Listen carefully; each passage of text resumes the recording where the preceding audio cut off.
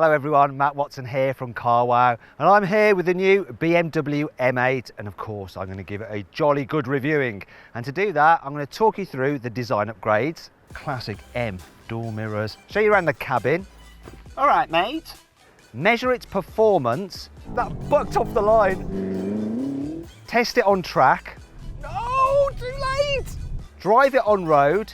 And I don't care, because I like my BMW. See how much fun it is. Hello.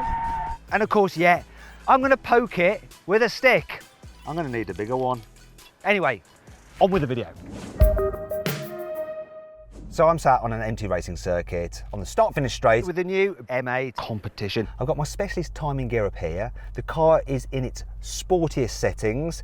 I'm going to launch it to see how quick it is over the standing quarter mile. Can it beat the M5? The best time I've got out of an M5 competition is 11.1 seconds, which is the same time I've got out of an AMG GT 4-door. Let's do it. Come on then, me old mate. That bucked off the line. Come on, what you gonna do? It's certainly feeling very quick. Very quick. And there is the time. There is the time. Right. So it did it in 12.4 seconds. Lying. I'm lying. It did it in 11.2 seconds. 0.1 of a second slower than the M5 competition and AMG GT 4-door, but those were filmed in the UK when it was cold. It's quite hot here, and that does affect a car's performance. It's close, isn't it? Oh, what? You want to see the 0 to 60 time as well? Okay, 0 to 60 in 3.1 seconds. That's also impressive. Do you know what would be interesting? Doing the launch again with the car in two-wheel drive mode, like old M cars. What time would it do then? Let's find out.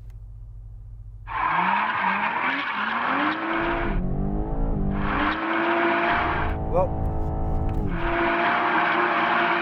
that's hard, it's going sideways mentally.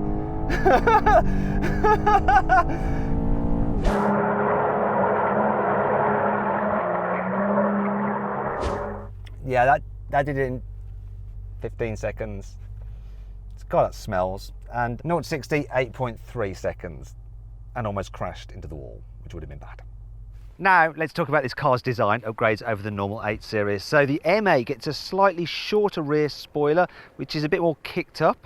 Also, you've got your M8 badging there, and this one's the competition. You've got a deeper rear bumper as well, with a defined diffuser. And look at the exhaust pipes. I've got this puny stick. It's not really going to do the job here, but they are real. However, I need something with a bit more girth. I can illustrate it with the bottle. There we go. Real exhaust pipes, and they're very big. Down the sides, you've got some unique M alloy designs. There's some sportier side skirts as well. As standard, you get the carbon roof. It's not an option, you get it when you buy the car. There are, of course, classic M door mirrors and M side air vents. There's bulging wheel arches, you've got a deeper front bumper, you've got twin slats in the kidney grille as well. It just looks a little bit meaner than the normal M850i, doesn't it? What do you think of it? Click on the pop-out button in the top right-hand corner of the screen to vote whether you think this looks cooler than the standard car. If you're more of a poseur and you want to have the wind in your hair, then there is this convertible version of the M8. As you can see, doing its thing with the roof. It is more expensive though, 130 grand instead of 123,000 pounds. I'm actually going to take this car for a drive later on, but let's continue with the video. Now I want to show you this. BMW has a closed room with the new M8 Grand Coupe. It's secret. Now journalists are allowed in, but we're not allowed to have cameras in here, but I'm going to just kind of ignore that and chance it. Come on, quick. So here's the car here. Look, normal M8, but it's longer obviously, and you've got rear doors. So let's see if we can have a look inside before we get rumbled. Let's have a look. So, here we go, inside it.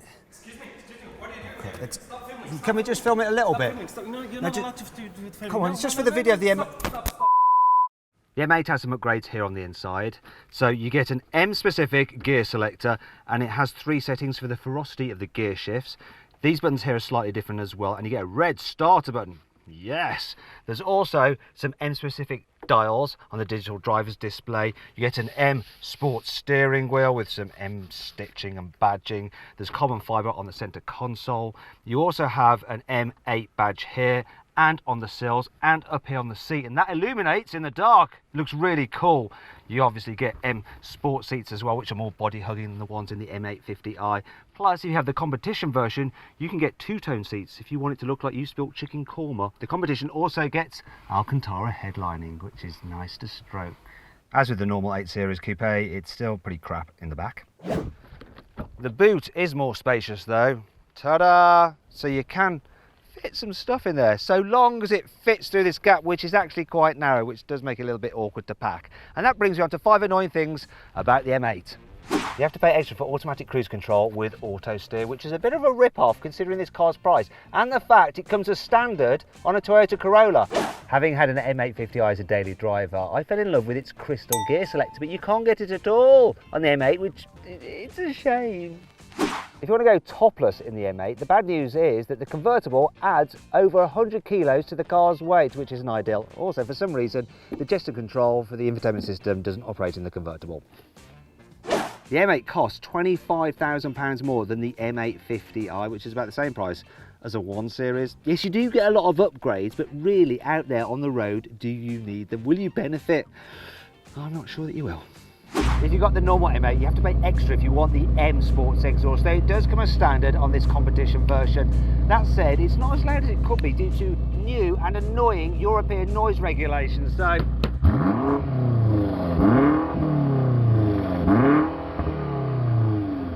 it's all right, but it could have been so much better. My advice to you is get an aftermarket system immediately. It's not all negative though. Here's 5 good things about this car.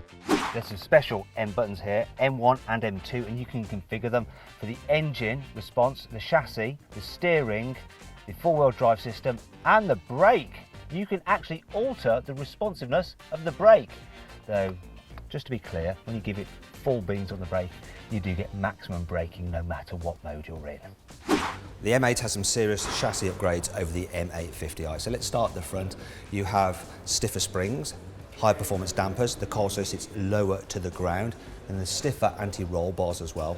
Now we move on to this plaque here, which adds bracing to the front subframe. You have that on the M5, but here on the M8, they've actually extended it out to the sills to provide even stiffer strengthening. Another thing to note is this, the oil pan is made out of metal. On the M850i, it's plastic. This helps cool the oil better.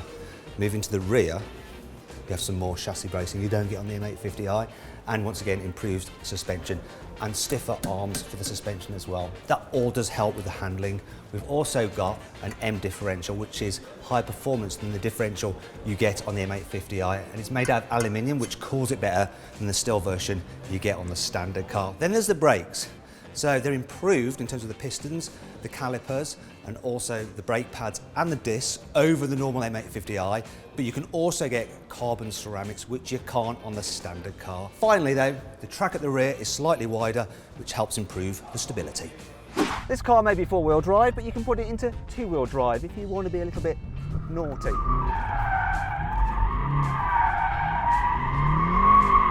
Hello, hello, how are you doing? You alright? Yeah, it's fun this.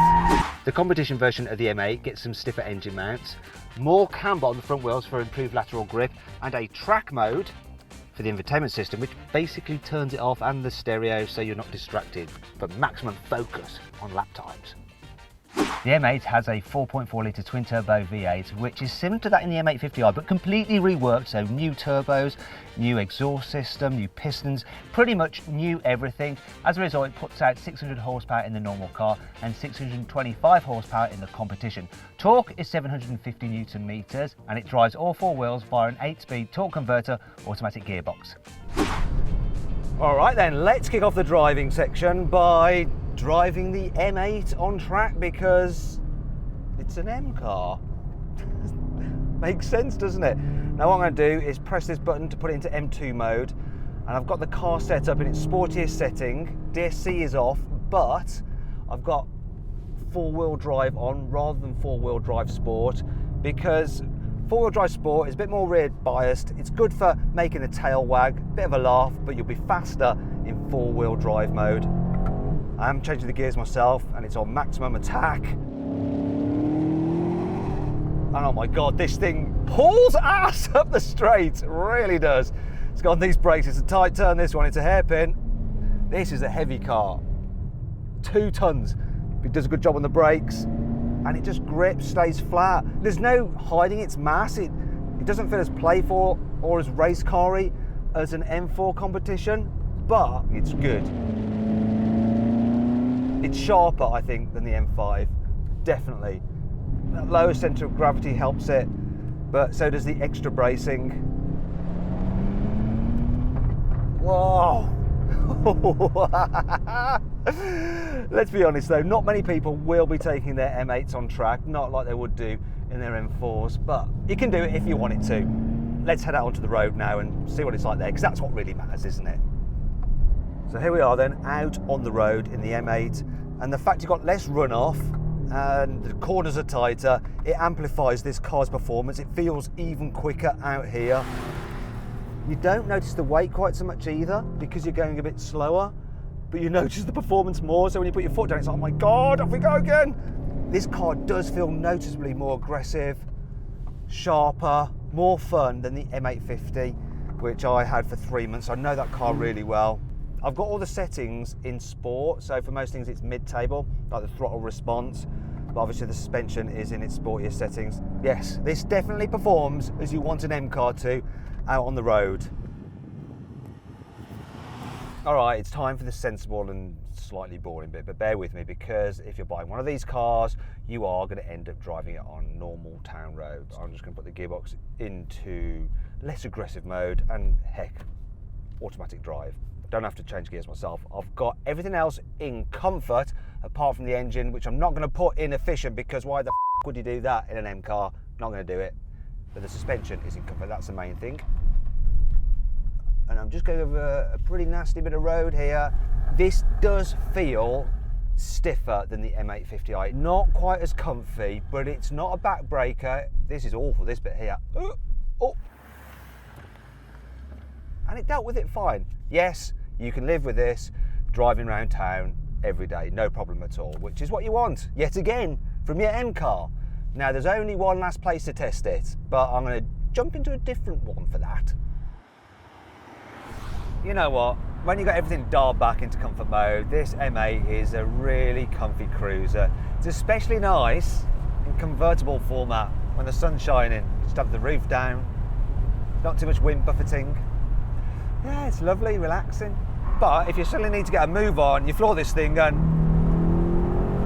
it just takes off. Yeah, I better slow down. Now I can put all the driver's aids on if I want, blah, blah, blah, and just go no-handed.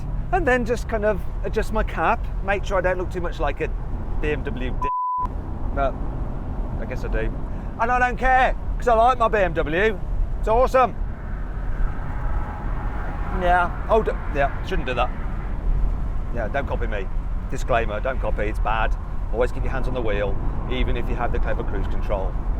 Or maybe just rest your knee there and it does the same thing. Ah. So then, what's my final verdict on the new M8? Is it worth the extra cash over the M850i? Well, I'll tell you, it's an awesome bit of kit, and yes, it is worth the extra money if you want the ultimate M car. If you don't though, then no, it's not. It's as simple as that.